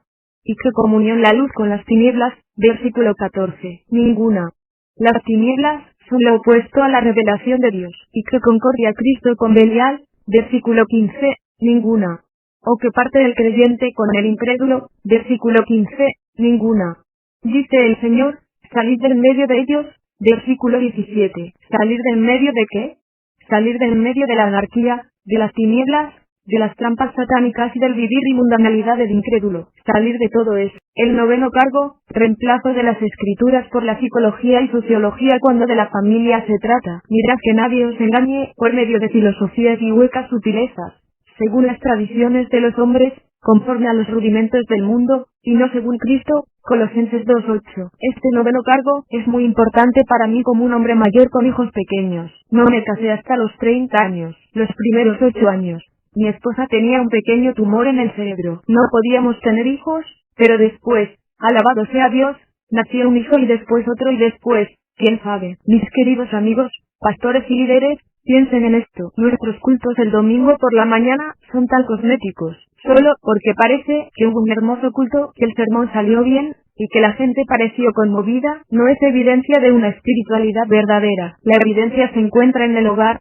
los matrimonios y las familias. En aquellos días no había rey en Israel. Cada uno hacía lo que bien le parecía. Jueces 17:6. Cuando viajo y tengo oportunidad de conocer a todo tipo de personas, trato de encontrar a un hombre consagrado que ha criado hijos consagrados y no los suelto. Pero en la mayoría de los casos, ¿saben qué descubro? La mayoría de la gente con quien converso en la iglesia quiere hablar de supersticiones o leyendas y sociología o de cualquier otro tema. Todo se trata de lo que a ellos les parece bien, y no pueden citarme ni un versículo bíblico. Pero muy de vez en cuando me encuentro con un hombre y una mujer decididos a criar a sus hijos de acuerdo con las escrituras, y la diferencia es increíble. Cuando viajo por avión me gusta hacer esto. Si se me sienta un hombre al lado y pregunta, ¿a qué se dedica? Le respondo, bueno pues, soy un esposo. Entonces preguntan, ¿a qué más se dedica? Les digo, bueno pues, soy padre de familia. ¿A qué más se dedica? Pues, cuando me sobra tiempo, predico un poco. ¿De qué vale que el hombre gane el mundo entero y pierda a su propia familia? Lo diré de esta manera, ¿en qué se basan para educar a sus hijos y amar a su esposa? Si no pueden abrir las escrituras en ese mismo momento y mostrarme de qué manera su familia usa la Biblia como fundamento, les puedo asegurar que son cautivos de la psicología, sociología y las ocurrencias y mentiras de esta época. No tienen el derecho de ser seguidores de todas estas otras cosas. No tienen ninguna autoridad que no sea la palabra de Dios. Veamos Génesis 18:19. Porque yo sé que mandará a sus hijos y a su casa después de sí, que guarden el camino de Jehová, haciendo justicia y juicio, para que haga venir Jehová sobre Abraham lo que ha hablado acerca de él. ¡Qué camino hermoso es este! Así que, hermanos, os ruego por las misericordias de Dios, que presentéis vuestros cuerpos en sacrificio vivo, santo, agradable a Dios, que es vuestro culto racional. No os conforméis a este siglo, sino transformaos por medio de la renovación de vuestro entendimiento, para que comprobéis cuál sea la buena voluntad de Dios, agradable y perfecta. Romanos 12:1 y 2. El versículo 2 nos dice que la voluntad de Dios es perfecta. Si alguna vez piensan ustedes, como siervos de Dios, estoy sacrificando a mi familia en bien del ministerio, les diré que mienten descaradamente. Están sacrificando a su familia en bien del pequeño reino que están tratando de formar. Puedo afirmarles esto porque la voluntad de Dios es perfecta, lo cual significa que no tenemos que violar la voluntad de Dios con respecto a nuestra familia a fin de cumplir la voluntad de Dios con respecto a nuestro ministerio. Dios no nos necesita, pero sí requiere que seamos obedientes. Una vez alguien me preguntó, hermano, ¿está usted en contra de la evangelización? Le respondí, sí, no estoy en contra de la evangelización bíblica, pero estoy en contra de la manera como la están llevando a cabo. ¿Está usted en contra de la escuela dominical y los grupos juveniles? sino, voy a darles 2 ejemplos para explicarles. Para algunos de ustedes lo que voy a decir no será suficientemente fuerte, y para otros, será demasiado fuerte. Quiero usar estos 2 ejemplos para señalar en qué andamos mal. Escuela dominical. Sea cual fuere la denominación a la que pertenecen, si es parte de una que está más o menos organizada, les aseguro que su denominación gasta miles de millones de dólares en materiales para la escuela dominical, en conferencias, en capacitar a los maestros para enseñar una clase y en hacer todo lo requerido para promoverla. Ahora les pregunto, ¿cuánto dinero gasta su denominación? ¿Y cuántas conferencias y horas dedica para capacitar a los padres de familia para enseñar a sus hijos? Dios no tiene un plan B, solo tiene un plan A. Cuando uno ignora el plan A descubre que cualquier plan B que tengan, no da resultado. No estoy diciendo que los chicos no se pueden reunir en grupos para ser catequizados o enseñados, pero, si eso comienza a suplantar el ministerio del padre de familia en el hogar, hay que descartarlo. ¿Comprenden lo que estoy diciendo? Piensen en este pequeño ejemplo. Tenemos todo tipo de materiales para la escuela dominical, pero casi no existen conferencias para enseñar a los hombres cómo enseñar a sus hijos, y la mayor parte del tiempo que pasan en la escuela dominical no es más que puro entretenimiento, porque el maestro de escuela dominical no tiene la autoridad para disciplinar a los hijos de ustedes, y si la tuviera, la mayoría no lo haría porque no cree en la disciplina. Este es apenas un pequeño ejemplo. Ahora consideremos los grupos juveniles. Pero, los jovencitos deben estar juntos. Es lógico, es necesario que estén juntos. De veras. ¿Dónde dice eso, en las escrituras? El que anda con sabios, sabio será. Mas el que se junta con necios será quebrantado. Proverbios 13:20. ¿Quién dice que tienen que estar juntos? Les diré quiénes lo dijeron, los psicólogos de la década de los 60 que crearon la brecha generacional. No. Los jóvenes necesitan estar con los adultos para que se dejen de portar como tontos ingenuos, se vayan haciendo adultos y dejen atrás las tonterías que los lleva a la destrucción. Ahora bien, no estoy diciendo que los jóvenes no se pueden reunir, pero les propongo que cuando lo hagan, allí también tienen que estar todos los padres. ¿Y qué de los jovencitos inconversos que vienen a nuestra iglesia? Pues bien, ¿qué es lo que ellos ven?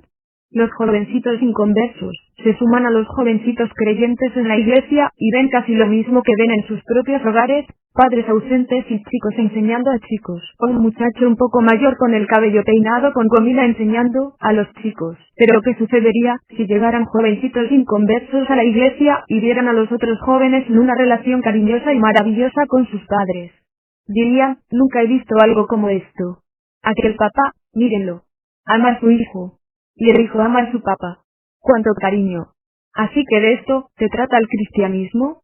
Nuestra situación en las iglesias está llena de necesidades, pero las ignoramos. Es como la situación de un hombre que se me acerca con la frente sangrando y dice, hermano, he consultado a muchas personas. Nadie puede diagnosticar mi problema. Y yo le digo, bueno, yo no soy ningún médico, pero puedo acompañarlo durante 24 horas para ver qué descubro. Y noto que cada vez que el reloj anuncia la hora, se pega la frente con un ladrillo. Si la campana suena una vez, se pega una vez. Si suena 2, se pega 2 veces. Si suena 12, se pega 12 veces. Después de observar esto y habiendo tomado notas cautelosa y cuidadosamente durante 24 horas, me acerco a él y le digo, ¿sabe? No soy ningún médico pero creo que sé cuál es su problema. Es así de patético entre nosotros, los que asistimos a la iglesia. ¿Por qué hacen nuestros hijos lo que hacen? ¿Por qué todo está boca abajo? Es como un querido santo que no dejaba que su hijo adolescente saliera con una chica a un lugar donde estarían solos. Cierta vez, alguien le preguntó, ¿no confía en su hijo? No, no confío en mi hijo. ¿Por qué pensaría usted eso? Ni siquiera confío en su papá.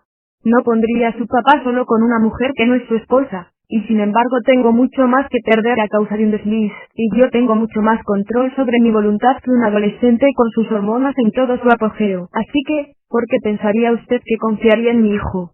Violamos un principio bíblico tras otro, y después nos preguntamos por qué todo anda tan mal. El 10º cargo, pastores que sufren de desnutrición bíblica. Procura con diligencia presentarte a Dios aprobado, como obrero que no tiene de qué avergonzarse, que usa bien la palabra de verdad. Segunda de Timoteo 2:15. Escuchaba hace unos meses acerca de todas las cosas horrendas que están sucediendo en nuestro país, no sé cómo llamarlo ya, república, democracia, país, Estado socialista. Me sentí tan preocupado al estar allí sentado escuchando que me puse a orar. ¡Ay, Señor, qué puedo hacer! En este momento, Señor, Sinceramente, con todo lo que siento, estaría dispuesto a saltar en medio de una fogata. Si hubiera un rinoceronte a la carga, saltaría enfrente de él. Solo dime qué debo hacer. ¿Quieres que vaya a Washington y me pare frente a la Casa Blanca y que me ponga a predicar hasta que me lleven a la cárcel? Estoy cansado de predicar solo a cristianos y en iglesias y conferencias. Oh Dios, el país está yendo al infierno. ¿Qué quieres que haga? Dímelo ya. Presten atención a lo que dice Primera de Timoteo 4:1-16, pero el Espíritu dice claramente que en los postreros tiempos algunos apostatarán de la fe, escuchando a espíritus engañadores y a doctrinas de demonios, por la hipocresía de mentirosos que, teniendo cauterizada la conciencia, prohibirán casarse y mandarán a abstenerse de alimentos que Dios creó para que con acción de gracias participasen de ellos los creyentes y los que han conocido la verdad, porque todo lo que Dios creó es bueno, y nada es de desecharse si se toma con acción de gracias, porque por la palabra de Dios y por la oración es santificado. Si esto enseñas a los hermanos, serás buen ministro de Jesucristo, nutrido con las palabras de la fe y de la buena doctrina que has seguido. Desecha las fábulas profanas y de viejas. Ejercítate para la piedad, porque el ejercicio corporal para poco es provechoso, pero la piedad para todo aprovecha, pues tiene promesa de esta vida presente y de la venidera. Palabra fiel es esta y digna de ser recibida por todos, que por esto mismo trabajamos y sufrimos oprobios, porque esperamos en el Dios viviente, que es el Salvador de todos los hombres, mayormente de los que creen. Manda y enseña. Ninguno tenga en poco tu juventud, sino sé ejemplo de los creyentes en palabra, conducta, amor, espíritu, fe y pureza. Entre tanto que voy, ocúpate en la lectura, la exhortación y la enseñanza. No descuides el don que hay en ti, que te fue dado mediante profecía con la imposición de las manos del presbiterio. Ocúpate en estas cosas, permanece en ellas para que tu aprovechamiento sea manifiesto a todos. Ten cuidado de ti mismo y de la doctrina. Persiste en ello, pues haciendo esto, te salvarás a ti mismo y a los que te oyeren. Primera Timoteo 4:1 dice, el Espíritu dice claramente que en los postreros tiempos algunos apostatarán la fe, escuchando a espíritus engañadores y a doctrinas de demonios. Pablo sigue diciéndole al joven Timoteo que, básicamente, la cultura se va a desmoronar, que todo va a enloquecer y que los hombres se comportarán como bestias. Hace varias semanas, estuve con Conrad Bebe y lo oí predicar. Dijo esto, en África ya no les tenemos miedo a los animales salvajes, les tenemos miedo a los hombres, y salimos corriendo cuando los vemos. Estaba, por supuesto, hablando de los efectos de la depravación radical del ser humano. Pablo dice justamente eso, el mundo se está destruyendo. Timoteo, ¿qué más dice? Si esto enseñas a los hermanos, serás buen ministro de Jesucristo, nutrido con las palabras de la fe. Versículo 6. Y justo aquí empecé a comprender este pasaje. Sí, el mundo ha perdido la cabeza. Va a suceder toda clase de cosas malas. Dios nos está diciendo, todo está bajo mi providencia, pero escúchenme. Esta es la reacción que tiene que haber en medio de todo el desastre, en medio de la apostasía y en medio de la persecución. Esto es lo que necesitas hacer. Mantente constantemente nutrido con las palabras de la fe. En lugar de hacerlo, siempre queremos salir corriendo para hacer algo. Queremos componer las cosas, pero lo que Dios busca son hombres íntegros, con espadas filosas. Ante todo, hijo, permanece nutrido con las palabras de la fe y de la buena doctrina que has seguido. La buena doctrina que has seguido es muy importante. Creo que nos está indicando que con un simple estudio intelectual de la Biblia no alcanzaremos la meta que Dios tiene para su pueblo. Tenemos que obedecerla, tenemos que seguirla. No aprendemos bien la doctrina hasta haber seguido la doctrina aprendida. Y después dice, desecha las fábulas profanas y de viejas. Versículo 7. Queridos amigos, todo esto de la iglesia emergente y del crecimiento de la iglesia, todo lo que tiene que ver con la sensibilidad cultural que tira por la ventana toda sensibilidad bíblica, no son más que el producto de chicos queriendo jugar a la iglesia sin el poder de Dios en sus vidas. Me mantengo firme en esta posición. Es peor que David tratando de vestir la armadura de Saúl. Digo yo, afuera con todo esto. Más confiamos en la carne, menos vamos a ver el poder de Dios. Pablo dice luego, ejercítate para la piedad. Versículo 7. ¿No quiere decir, entonces, que nos disciplinemos con el propósito de alcanzar la piedad? Siervos de Dios, quieren un avivamiento. Yo también, pero lo que necesitamos es un ejército. Si del cielo caerán espadas y otras armas poderosas, tenemos que ser los hombres del calibre que puedan usarlas para luchar con un carácter íntegro. Tenemos que disciplinarnos con el propósito de alcanzar la piedad. Jóvenes, Disciplínense en la oración. Disciplínense para leer sistemática y repetidamente las escrituras desde Génesis hasta el Apocalipsis. Disciplínense en su hablar. Disciplínense y cuídense con quien andan. Disciplínense cuando se acuestan y cuando se levantan. Esta es una guerra. Disciplínense. Jóvenes, a menos que, sean la excepción, haber nacido en la época en que nacieron, si tienen menos de 30 años, o aún menos de 40, probablemente les falta disciplina, porque nunca se les exigió que realmente trabajaran. Nunca han tenido que trabajar para poder comer, y probablemente sus padres nunca los hicieron trabajar al punto que hasta les dolieran los huesos. Los hombres que han logrado mucho, y han sido usados por Dios, han sido hombres trabajadores en el ministerio. El ministerio eficaz es difícil y cuesta todo. Y cuando lleguen a la vejez, estarán quebrantados, pero fuertes en las cosas de Dios. Ejercítate para la piedad, porque el ejercicio corporal para poco es provechoso, pero la piedad para todo aprovecha, pues tiene promesa de esta vida presente y de la venidera. Versículos 7 y 8. Oh, mis queridos amigos, ¿a quién le importa la mejor vida ahora? Lo importante es la eternidad. Algún día compareceremos ante el Señor de gloria, y los reyes y hombres más grandes del mundo serán divididos, unos serán echados al infierno eterno y otros serán invitados a la gloria eterna para vivir eternamente con el Señor. Los atletas olímpicos, qué majestuosos son, pero solo por un momento. Empiezan a entrenarse a los 4 o 5 años. No hacen más que entrenarse hasta los 22. Corren una carrera de 9 segundos para obtener una medalla que cuelgan en la pared, y ya. Su momento de gloria y todo por lo cual vivieron, se acabó. ¿No quieren darse ustedes de la misma manera para obtener cosas eternas?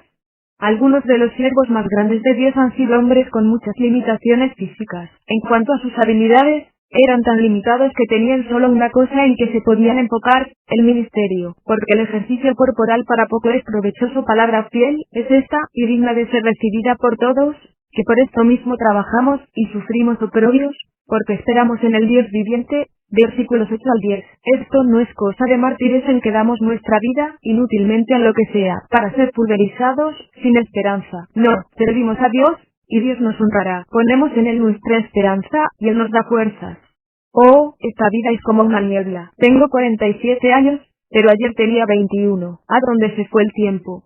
Alaba a Dios porque por su providencia, de joven le serví en la cordillera de los Andes, y en las selvas del Perú, haciendo lo que ahora ya no tengo el vigor físico para hacer. Mientras son jóvenes y están llenos de vitalidad, trabajen con todas sus fuerzas. Tomen esos estúpidos juegos de video de ustedes y aplástenlos bajo sus pies. Tiren el televisor por la ventana. Fueron ustedes hechos para cosas mejores. Si son hijos del Rey, nada de lo que el mundo ofrece les puede satisfacer, nada.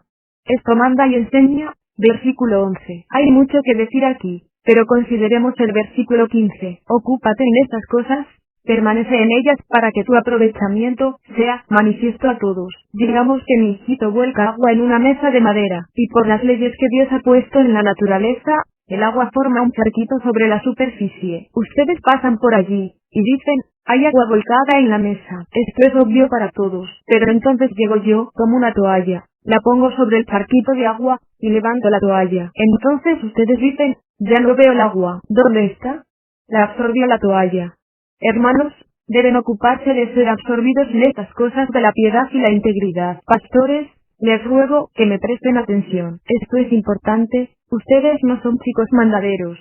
No están para pasarse el día limpiándoles la nariz a miembros carnales. Enciérrense en sus despachos. Beban profundamente el agua viva. Estén tan absortos en conocer a Dios que la gente diga, ¿dónde está?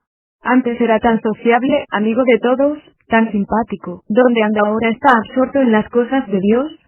Somos siervos de Dios. Somos ministros del Altísimo. Tiene que haber en nosotros algo distinto. Debemos tener la mirada distante enfocada en una estrella lejana. Lo mejor que podemos hacer por nuestros hermanos es ser siervos de Dios, absortos en las cosas de Dios, para que, cuando abramos la boca salga de ella la palabra de Dios. En la iglesia, donde me congrego, Seth Novit es el pastor y predicador principal. Siempre se ha dedicado al estudio. Cuando llegué, hablé con él, y con los otros líderes, y cada vez que alguien me preguntaba algo les decía, por favor, hagamos una cosa, quitémosle toda la carga posible al hermano Novit y dejémosle concentrarse en el estudio de la palabra de Dios, porque el mayor bien que este hermano nos puede dar es estudiar para presentarse ante Dios aprobado, y subir a ese púlpito lleno del poder del Espíritu Santo, y proclamar, esto dice el Señor, corrigiendo y reprendiendo, dando grandes promesas y advertencias. Pastores, por favor, háganle ese favor a su congregación porque Dios dice, ten cuidado de ti mismo y de la doctrina. Persiste en ello, pues haciendo esto, te salvarás a ti mismo y a los que te oyeren.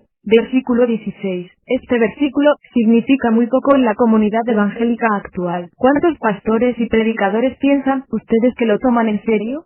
¿Cuántos se dicen a sí mismos, necesito tener cuidado de mí mismo para asegurar mi salvación y la de los que me oyen? Pastores, ¿cuándo fue la última vez que examinaron su propia vida para ver si estaban en la fe, para ver si realmente conocen al Señor?